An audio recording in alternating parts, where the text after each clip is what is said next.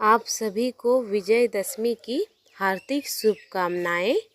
आइए दशहरे पे सुनते हैं भगवान राम की एक बहुत ही सुंदर कहानी। एक बार एक गांव में साधु रहता था। वह सारा दिन राम नाम जपता रहता था और ढोलकी बजाकर कीर्तन करता रहता। उसकी कुटिया के पास जिस व्यक्ति का घर था वह उससे बहुत परेशान था। एक दिन वह व्यक्ति गुस्से में उस साधु के कुटिया में गया और कहने लगा, तुम सारे दिन रात राम नाम जपते रहते हो, तुम्हें और कोई काम धंधा नहीं है? हमें तो कमाने जाना पड़ता है। तुम्हारी ढोलकी की आवाज़ से सो तक नहीं पाता। साधु कहने लगा, तुम भी मेरे साथ राम नाम का जाप करो, तब देखो तुम्हें पता चलेगा कि इसमें कितना आनंद आता है। उस व्यक्ति ने थोड़ा खींच कर कहा, अगर मैं तुम्हारे साथ राम राम जपता रहूँगा तो क्या तुम्हारा राम मुझे रोटी लाकर देगा?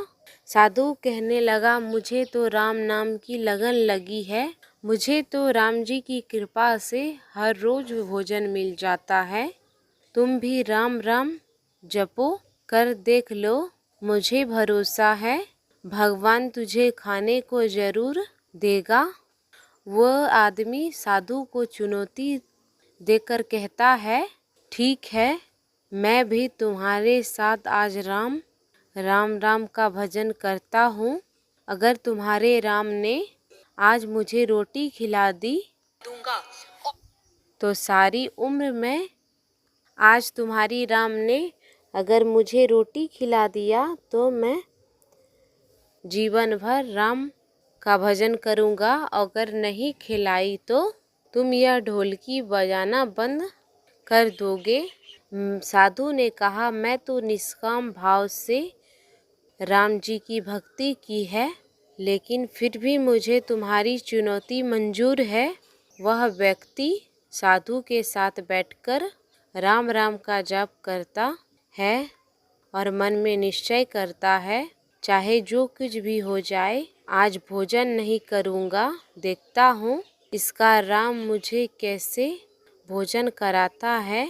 राम राम का भोजन करके वह सोचता है, अगर मैं अब घर जाऊँ तो मेरी माँ और बीवी मुझे खाना खाने को कहेंगे और मुझे रोटी खानी पड़ सकती है, लेकिन मुझे साधु को चुनौती में हराना है। इसलिए वह घर जाने को बजाय गांव के पास एक जंगल में चले गया।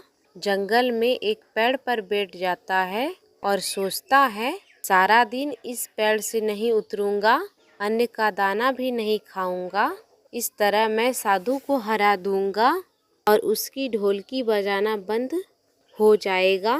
कुछ समय के बाद उस वन से एक बंजारों की टोली गुजरती है। भूख लगी होती है और बंजारों का सरदार कहता है, आग लगाकर यहीं पर खाना बना लो, अब खाना खाकर ही आगे बढ़ेंगे।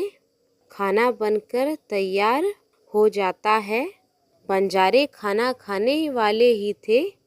फिर बंजारों को सूचना मिलती है, पीछे से डाकू आ रहे हैं। तो बंजारों का सरदार कहता है, हमें यहाँ से चलना चाहिए, नहीं तो डाकू हमारा सब कुछ लूट लेंगे। वह बंजारे खाना वहीं पर छोड़कर चले जाते हैं। वह आदमी पेड़ पर चढ़ा हुआ सब कुछ देख रहा था। कुछ समय बाद डाकू वहाँ पहुँच जाते हैं। भोजन को देखकर डाकू कहते हैं, खुशबू तो बहुत भोजन को देखकर डाकू कहते हैं, खुशबू तो बहुत अच्छी आ रही है, लेकिन यह भोजन बनाया किसने? बनाने के बाद खाया क्यों नहीं? कहीं यह किसी की चाल तो नहीं हमें फंसाने की? हो सकता है यह भोजन जहर हो। उसी समय डाकुओं के सरदार की नज़र उस पेड़ पर पड़ती है जहाँ वह आदमी बैठा हुआ था।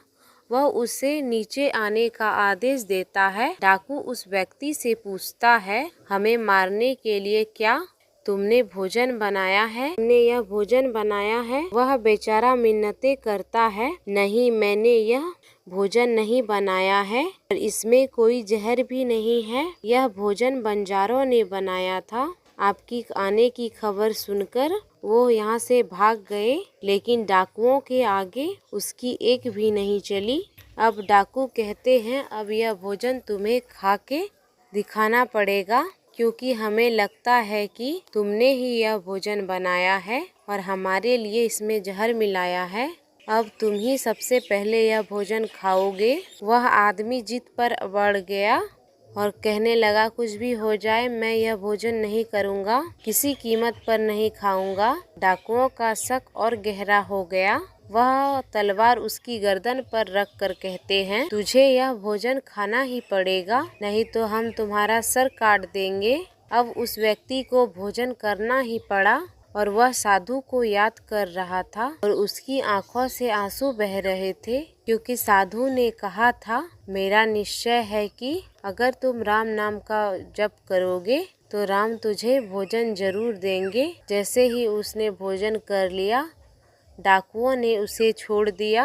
अब उस व्यक्ति को विश्वास हो गया बंजारे और डाकुओं को राम जी ने ही भेजे थे। अब वह सीधा साधु के कुटिया में चला गया और जाकर उसके चरणों में प्रणाम किया और उसे सारा वृतांत सुनाया। अब उस साधु से ज़्यादा उसका राम नाम में मन लग गया और उसने अपना पूरा जीवन श्री राम चरणों में समर्पित किया। तो ये थी आज की कहानी।